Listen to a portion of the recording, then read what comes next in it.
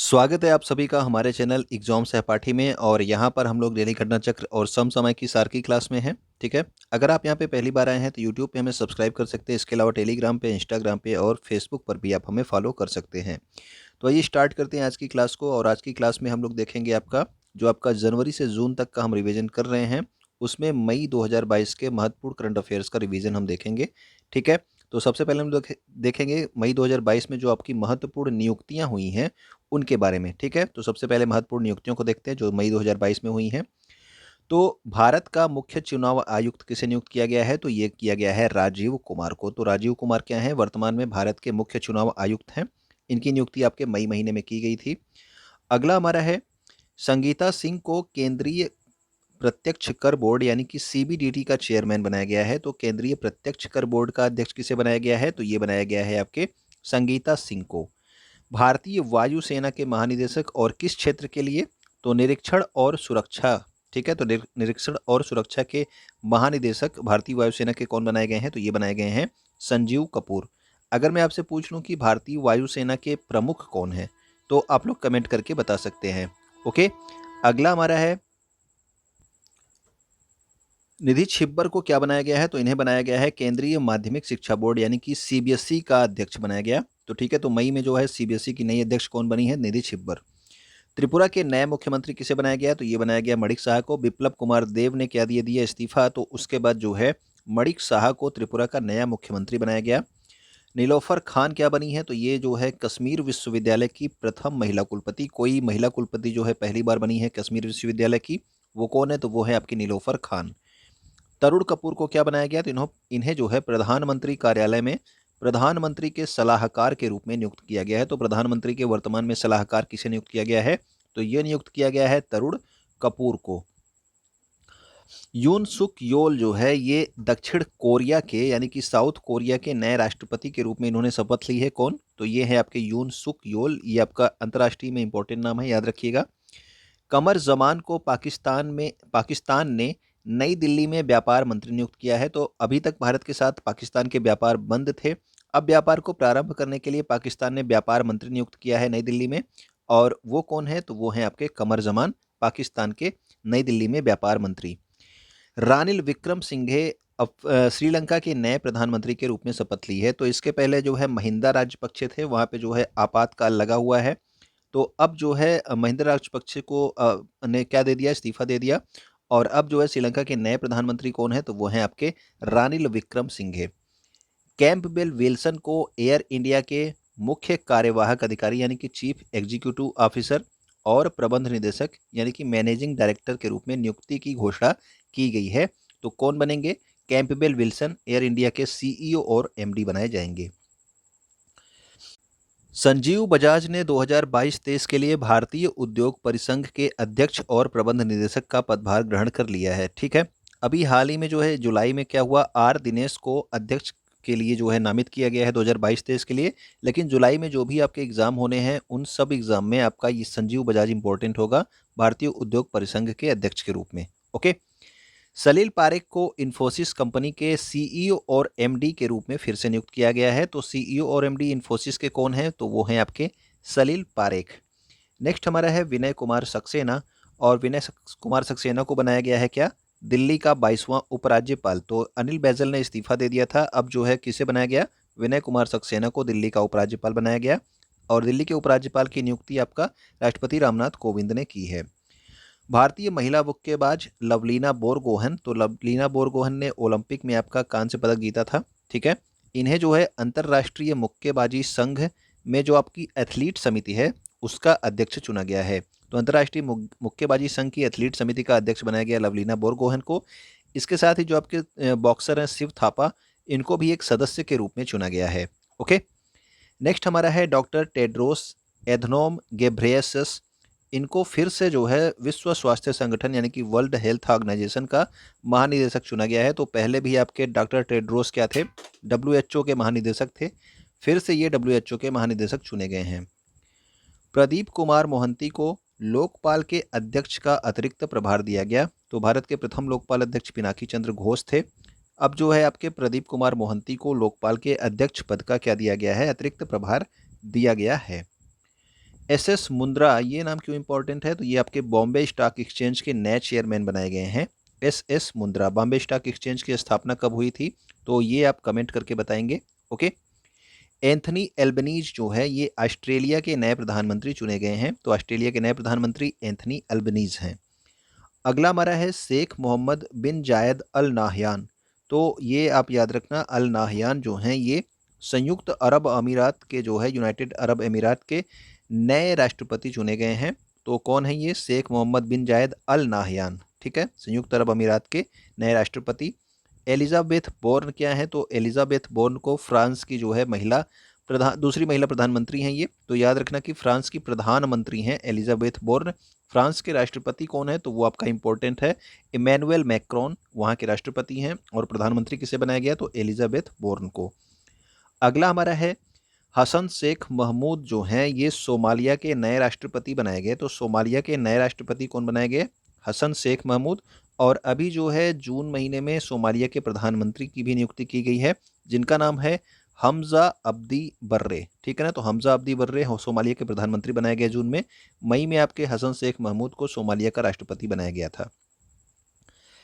किस भारतीय को विश्व व्यापार संगठन के व्यापार की तकनीकी बाधाओं पर समिति का अध्यक्ष बनाया गया है? तो जो आपका वर्ल्ड ट्रेड ऑर्गेनाइजेशन है उसमें जो आपकी व्यापार की तकनीकी बाधाएं होती हैं उसकी जो समिति है उसका अध्यक्ष किसे बनाया गया है? तो वो बनाया गया है अनवर हुसैन शेख को। और ये एक जो है क्या है? भारतीय हैं, यानी कि इंडियन है। अगला हमारा है किस भारतीय मूल के व्यक्ति को अमेरिका की केंद्रीय खुफिया एजेंसी, सेंट्रल इंटेलिजेंस एजेंसी जो है अमेरिका की खुफिया एजेंसी, उसका पहला मुख्य प्रौद्योगिकी अधिकारी यानी कि चीफ टेक्नोलॉजिकल ऑफिसर बनाया गया है? तो ये बनाया गया है नंद मूल चंदानी को। ये भारतीय मूल के अमेरिकी हैं जिन्हें सीआईए का चीफ टेक्नोलॉजिकल ऑफिसर बनाया गया है। तो ये हमारी मई माह की महत्वपूर्ण नियुक्तियां थीं। अब देखते हैं हम लोग मई 2022 में जो आपके महत्वपूर्ण पुरस्कार प्रदान किए गए हैं उनको। ठीक है, तो हिम तेंदुआ के संरक्षण के लिए विटली गोल्ड अवार्ड 2022 ये किसे प्रदान किया गया? तो विटली गोल्ड अवार्ड दिया गया चारुदत्त मिश्रा को। किसके लिए? हिम तेंदुआ के संरक्षण के लिए। नासा की जलवायु अनुसंधान वैज्ञानिक सिंथिया रोजेंजवेक को विश्व खाद्य पुरस्कार यानी कि वर्ल्ड फूड प्राइज 2022 से सम्मानित किया गया। किसे? सिंथिया रोजेंजवेक को। ये नासा की जलवायु अनुसंधान वैज्ञानिक थी। ठीक है, हैं गीतांजलि श्री और डेजी रॉकवेल को उनके उपन्यास रेत समाधि। तो रेत समाधि किसका उपन्यास है? तो ये आपके गीतांजलि श्री का उपन्यास है। और टॉम्ब ऑफ सैंड के नाम से इसका ट्रांसलेट किसने किया? तो ये किया है डेजी रॉकवेल ने। ठीक है, तो रेत समाधि का टॉम्ब ऑफ सैंड नाम से ट्रांसलेट यानी कि अनुवाद किया है डेजी रॉकवेल ने। और इन्हें जो है संयुक्त रूप से अंतर्राष्ट्रीय बुकर पुरस्कार 2022 से सम्मानित किया गया है। तो अंतर्राष्ट्रीय बुकर पुरस्कार किसे मिला? टॉम्ब ऑफ सैंड या फिर रेत समाधि को। ठीक है ना, अंतर्राष्ट्रीय बुकर पुरस्कार गीतांजलि श्री और डेजी रॉकवेल को प्रदान किया गया रेत समाधि यानी कि टॉम्ब ऑफ सैंड पुस्तक के लिए। पत्रकारिता के लिए पुलित्जर पुरस्कार 2022 जो है, तो पुलित्जर पुरस्कार कई जो है कैटेगरीज में दिया जाता है। आपको इंडिया के लिए आपको याद रखना है। तो इंडिया के 4 लोगों को मिला है ये। और किस श्रेणी में मिला है? तो ये मिला है फीचर फोटोग्राफी श्रेणी में। ठीक है, तो फीचर फोटोग्राफी कैटेगरी में भारत के 4 लोग दानिश सिद्दीकी, अदनान अबीदी, सना इरशाद मट्टू और अमित दवे को जो है पुलित्जर पुरस्कार 2022 प्रदान किया गया। किस श्रेणी में? फीचर फोटोग्राफी श्रेणी में। ओके, नेक्स्ट हमारा है यूनाइटेड किंगडम के Commonwealth point of light award के लिए किसे चुना गया? तो यूनाइटेड किंगडम द्वारा दिया जाता है ये आपका Commonwealth point of light award. और ये दिया गया किशोर कुमार दास को। ओके, किस भारतीय को ब्रिटेन के प्रतिष्ठित रॉयल गोल्ड मेडल 2022 से सम्मानित किया गया? तो एक आपकी संस्था है RIBA करके, ठीक है ना, आर्किटेक्चर्स के लिए। तो उसके द्वारा जो है ये रॉयल गोल्ड मेडल प्रदान किया जाता है। और ये प्रदान किया गया बालकृष्ण विट्ठल दास दोषी यानी कि बालकृष्ण दोषी शार्ट में कह सकते हो इनका नाम। इन्हें भारत में जो है पद्म भूषण 2020 से भी सम्मानित किया जा चुका है। ओके, अगला हमारा है, तो अगला ये 2 आप याद रखेंगे, इसको जो है थोड़ा सा अंतर है इसमें। अगर आपसे पूछा जाए कि ब्रिटेन की महारानी ने मानद commander of the order of the British empire किसे दिया है, किसे सम्मानित किया है? तो ये सम्मानित किया गया है अजय पिरामल को। लेकिन अगर पूछा जाए कि ब्रिटेन की महारानी ने मानद अधिकारी of the order of British empire किसे सम्मानित किया है? तो ये दिया है किशोर जयरामन को। तो ये 2 अलग अलग पुरस्कार हैं। ठीक, अगर आपसे पूछा जाए मानद कमांडर, तो ये आपके अजय पीरामल को सम्मानित किया गया। और मानद अधिकारी अगर पूछा जाएगा तो ये किशोर जयरामन को सम्मानित किया गया, और दोनों ही सम्मान जो है ब्रिटेन की महारानी के द्वारा प्रदान किया गया है। ठीक है, तो मानद अधिकारी किशोर जयरामन और मानद कमांडर कौन है, तो ये अजय पीरामल हैं। फ्रेंच रिवेरा फिल्म फेस्टिवल, तो ये फ्रांस में आयोजित हुआ था। ठीक, तो फ्रेंच रिवेरा फिल्म फेस्टिवल, इसमें जो है नवाजुद्दीन सिद्दीकी को एक्सीलेंस इन सिनेमा पुरस्कार से सम्मानित किया गया। तो एक्सीलेंस इन सिनेमा पुरस्कार किसे प्रदान किया गया, तो ये नवाजुद्दीन सिद्दीकी को फ्रेंच रिवेरा फिल्म फेस्टिवल में। विश्व स्वास्थ्य संगठन यानी कि WHO ने भारत के 10 लाख आशा कार्यकर्ताओं को ग्लोबल हेल्थ लीडर्स अवार्ड से सम्मानित किया। तो ग्लोबल हेल्थ लीडर्स अवार्ड किसे दिया गया, तो भारत के जो आपके अस्पतालों में जो आपकी आशा कार्यकर्ताएं काम करती हैं, उनको जो है ये सम्मान प्रदान किया गया WHO के द्वारा। नेक्स्ट हमारा है ममता बनर्जी को पहले बांग्ला अकादमी पुरस्कार से सम्मानित किया गया। तो बांग्ला अकादमी पुरस्कार की शुरुआत अभी हाल ही में की गई, और पहला जो आपका बांग्ला अकादमी पुरस्कार है ये किसे दिया गया, ममता बनर्जी को दिया गया। और यह पुरस्कार ममता बनर्जी को उनकी पुस्तक कविता बिटॉन के लिए दिया गया। तो कविता बिटान पुस्तक के लिए बांग्ला अकादमी पुरस्कार ममता बनर्जी को प्रदान किया गया। टेम्पल्टन पुरस्कार 2022 प्रदान किए जाने की घोषणा की गई अभी हाल ही में। और टेम्पल्टन पुरस्कार किसे दिया जाता है, तो ये दिया जाता है फ्रैंक विल्जेक को दिया गया। साइंस के साथ जो है आपका आध्यात्म का मिश्रण करना, इसके लिए जो है टेम्पल्टन पुरस्कार दिया जाता है, और ये किसे प्रदान किया गया, फ्रैंक विल्जेक को प्रदान किया गया है। नेक्स्ट हमारा है 75वें कांस फिल्म फेस्टिवल में किस फिल्म को पाम डी ओर अवार्ड्स प्रदान किया गया। तो जो आपका कांस फिल्म फेस्टिवल होता है, इसका सबसे जो है सम्मानीय जो अवार्ड होता है फिल्म के लिए, वो होता है पाम डी ओर अवार्ड, और ये दिया गया ट्रायंगल ऑफ सैडनेस मूवी को। ठीक है, तो पाम डी ओर अवार्ड 75वें कान फिल्म फेस्टिवल में ट्रायंगल ऑफ सैडनेस को। निर्मला देश पांडे स्मृति विश्व शांति पुरस्कार से किसे सम्मानित किया गया, तो निर्मला देश पांडे की मेमोरियल जो है आपका वर्ल्ड पीस अवार्ड वो है प्रदान किया गया जनरल तेज कोल को। ठीक, तो जनरल तेज कोल को आपका निर्मला देश पांडे स्मृति विश्व शांति पुरस्कार से सम्मानित किया गया। अगला हमारा है एक रैंकिंग है टाइम्स हायर एजुकेशन की इम्पैक्ट रैंकिंग। ठीक है, और इसमें समग्र रैंकिंग में विश्व स्तर पर शीर्ष स्थान किसे दिया गया, तो ये दिया गया है वेस्टर्न सिडनी विश्वविद्यालय को, जो कि कहाँ का है, ऑस्ट्रेलिया का है। ठीक है, तो टाइम्स हायर एजुकेशन की इम्पैक्ट रैंकिंग 2022 में सर्वश्रेष्ठ जो है आपके रैंकिंग किसे प्रदान किया गया, वेस्टर्न सिडनी विश्वविद्यालय को, जो कि ऑस्ट्रेलिया का विश्वविद्यालय है। अब यहाँ पे जो है आपका संगीत अकादमी ने संगीत कला निधि पुरस्कार 2022 से किसे सम्मानित किया है, तो संगीत अकादमी के द्वारा कुछ अवार्ड दिए जाते हैं, और इस वर्ष यानी कि 2022 में 2020 के लिए भी दिया गया, 2021 के लिए और 2022। ठीक है ना, तो इन तीनों के लिए प्रदान किया गया है, तो 3 वर्षों के लिए इसी वर्ष प्रदान किया गया। तो संगीत कला निधि पुरस्कार 2022 से सम्मानित हुए हैं आपके लालगुड़ी JR कृष्णन और विजय लक्ष्मी।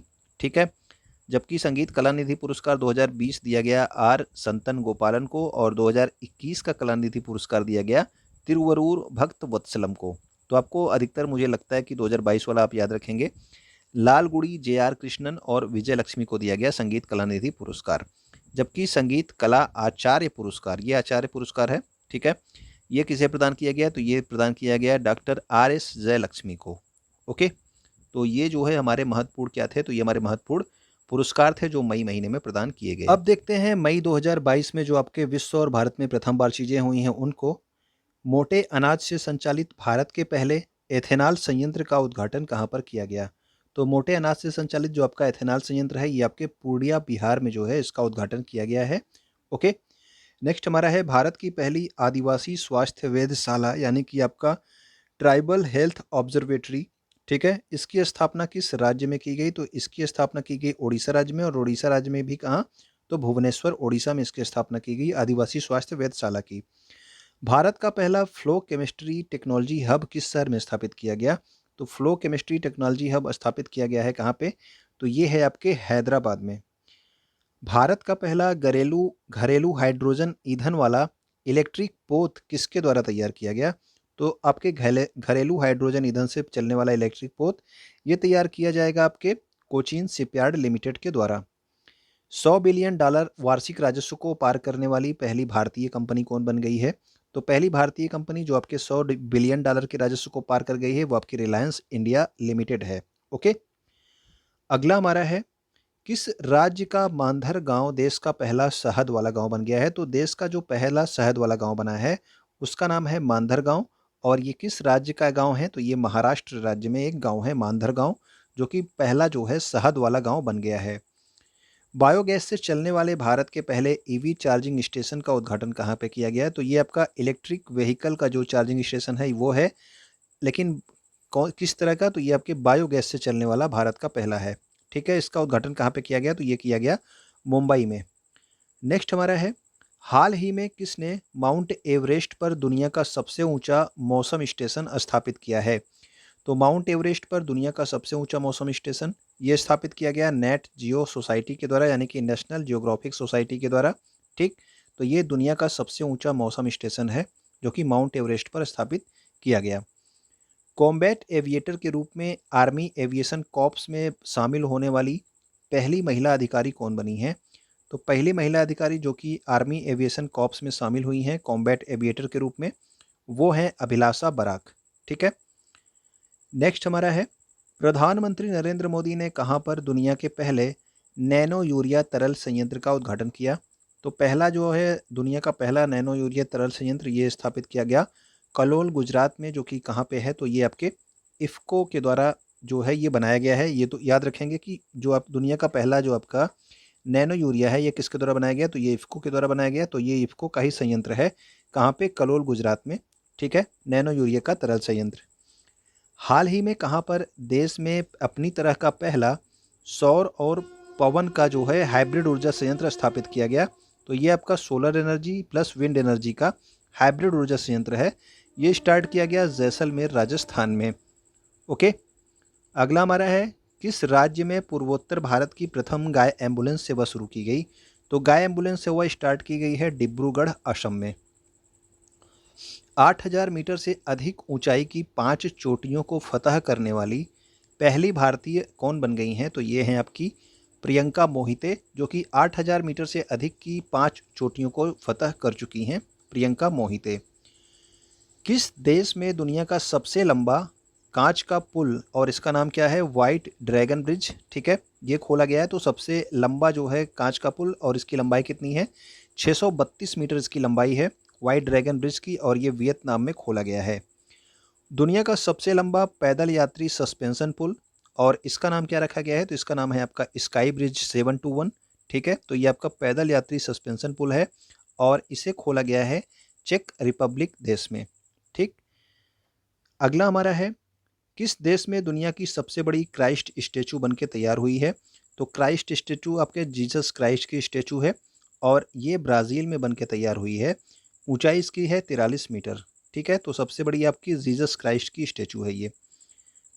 अब देखते हैं मई 2022 के जो महत्वपूर्ण खेल संबंधी आपके करंट अफेयर्स हैं उनको। ओके, 75वीं संतोष ट्रॉफी राष्ट्रीय फुटबॉल प्रतियोगिता 2021-22 का खिताब किसने जीत लिया? तो संतोष ट्रॉफी एक इम्पॉर्टेंट फुटबॉल प्रतियोगिता होती है। ठीक, ये भी आपसे पूछा जाता है कि संतोष ट्रॉफी का संबंध किससे है? तो ये आपके फुटबॉल से संबंधित है। और इस बार जो 2021-22 की प्रतियोगिता हुई इसको जीत लिया है केरल ने। और उप विजेता कौन रहा है? तो उप विजेता रहा है पश्चिम बंगाल। ठीक है, तो पश्चिम बंगाल के हरा करके केरल ने ये ट्रॉफी जीत ली है, संतोष ट्रॉफी को। विश्व स्नूकर चैंपियनशिप 2022 का खिताब 7वीं बार किसने जीता है? ठीक है, तो इस बार भी जो है किसने जीत लिया? तो ये जीत लिया है रोनी ओसुलिवन ने। और विश्व स्नूकर चैंपियनशिप का खिताब ये जीता है कौन सी बार? तो 7वीं बार जीता है रोनी ओसुलिवन ने। ठीक है, अगला हमारा है, सेकंड खेलो इंडिया यूनिवर्सिटी गेम्स। तो यूनिवर्सिटी गेम्स जो है अभी कहाँ पे आयोजित हो रहे थे? तो बेंगलुरु कर्नाटक में आयोजित हो रहे थे। जिसमें सर्वाधिक पदक किसने जीते? तो ये जीते हैं जैन यूनिवर्सिटी ने, जो कि बेंगलुरु की यूनिवर्सिटी है। कुल 32 पदक जीते हैं, जिनमें से आपका 20 जो है आपके स्वर्ण पदक हैं, 7 रजत और 5 कांस्य पदक हैं। दूसरे नंबर पे कौन रहा? तो दूसरे नंबर पे आपका लवली प्रोफेशनल यूनिवर्सिटी थी। और तीसरे नंबर पे कौन रहा? तो तीसरे नंबर पे आपका पंजाब यूनिवर्सिटी रही है। सर्वाधिक व्यक्तिगत पदक की बात की जाए तो सर्वाधिक व्यक्तिगत पदक किसने जीत लिए हैं? तो ये जीत लिया है शिवा श्रीधर ने, यानी किसी एक व्यक्ति ने जो पदक जीते हैं वो 7 स्वर्ण पदक जीते हैं, 2 रजत पदक इन्होंने जीते हैं शिवा श्रीधर ने। ये आपके क्या थे? खेलो इंडिया यूनिवर्सिटी गेम्स। पहले नंबर पे जैन यूनिवर्सिटी जो कि बेंगलुरु की है। अब देखते हैं आपके खेलो इंडिया यूथ गेम्स भी अभी हुए थे। तो ये आपका इसका आयोजन कहाँ पे हुआ? तो आयोजन हुआ था पंचकुला हरियाणा में। इसके शुभंकर का क्या नाम था? तो शुभंकर का नाम था आपका धाकड़। ठीक है, ये आपका कौन सा है? खेलो इंडिया यूथ गेम्स। जबकि यूनिवर्सिटी गेम्स जो थे उसके शुभंकर का नाम क्या था? तो वो था आपका वीरा। ठीक है ना। और ये क्या है आपका? यूथ गेम्स का शुभंकर है आपका धाकड़। और इस बार जो नए खेल इसमें शामिल हुए थे वो थे आपके मलखंभ, गतका, योगासन, थांगटा और कलारी पयट्टू। ठीक है। और खेलो इंडिया यूथ गेम्स में पहले नंबर पे कौन रहा? तो पहले नंबर पे रहा हरियाणा, जिसने कुल 137 पदक जीते, जिसमें से आपका 52 स्वर्ण पदक थे। और दूसरे नंबर पे कौन रहा? तो दूसरे नंबर पे आपका महाराष्ट्र रहा और इसने जीते हैं 45 स्वर्ण पदक। ठीक है। तो खेलो इंडिया यूथ गेम से पहले नंबर पे आपका हरियाणा रहा है और दूसरे नंबर पे आपका महाराष्ट्र रहा है। ग्रीस में आयोजित IWF यानी कि आपका इंटरनेशनल वेट लिफ्टिंग फेडरेशन की बात हो रही है। इसकी जूनियर विश्व वेट लिफ्टिंग चैंपियनशिप 2022 में स्वर्ण पदक जो है जीतने वाली पहली भारतीय कौन बन गई है? तो ये जूनियर आपका भारोत्तोलन चैंपियनशिप था। इसमें स्वर्ण पदक जीतने वाली पहली भारतीय बन गई हैं हर्षदा गरुड़ और इन्होंने 45 किलोग्राम वर्ग में क्या जीता है? स्वर्ण पदक जीता है। ठीक है। अगला हमारा है इस्तांबुल तुर्की तुर्की में आयोजित 12वीं IBA महिला विश्व मुक्केबाजी चैंपियनशिप 2022 में स्वर्ण पदक जीता है। और स्वर्ण पदक जो जीता है इन्होंने 52 किलोग्राम वर्ग में जीता है। किसने जीता है? तो ये निखत जरीन है। आपने नाम जरूर सुना होगा। आपको याद क्या रखना है? आपको याद रखना है कि विश्व मुक्केबाजी चैंपियनशिप कहाँ पे आयोजित हुई थी? तो ये हुई थी इस्तांबुल तुर्की में आयोजित हुई थी। ठीक। और जीता इसमें स्वर्ण पदक जीता है निखत जरीन ने, 52 किलोग्राम वर्ग में जीता है। और किसको हरा करके जीता है? तो जुतामास जितपोंग को हरा करके जीता है, जो कि थाईलैंड की खिलाड़ी थी। ठीक है, जुतामास जितपोंग इनको हरा करके स्वर्ण पदक जीत लिया निखत जरीन ने। पदक तालिका में पहले नंबर पे कौन रहे? तो पदक तालिका में पहले नंबर पे आपका तुर्की देश था। और ये अब तुर्की क्या हो गया है? तो ये तुर्की जो है हो गया है तुर्कीये। ठीक है ना। तो तुर्की अब हो गया है तुर्कीये। ठीक। तो जहाँ जहाँ तुर्की लिखा आप इसको तुर्कीये पढ़ेंगे। भारत की रैंक क्या है? तो भारत जो है इस मुक्केबाजी चैंपियनशिप में चौथे नंबर पे रहा, जिसने केवल एक स्वर्ण पदक जीते हैं और 2 कांस्य पदक। तो एक स्वर्ण पदक जो जीता है वो निखत जरीन ने ही जीता था। ठीक। नेक्स्ट हमारा है एशिया बैडमिंटन चैंपियनशिप में पीवी सिंधु ने कौन सा पदक जीता? तो ये आपका एशिया बैडमिंटन चैंपियनशिप थी और पीवी सिंधु ने इसमें जीत लिया है कांस्य पदक। ठीक है। नेक्स्ट हमारा है बैंकॉक थाईलैंड में आयोजित महिलाओं की बैडमिंटन चैंपियनशिप। तो ये आपका कौन सा है?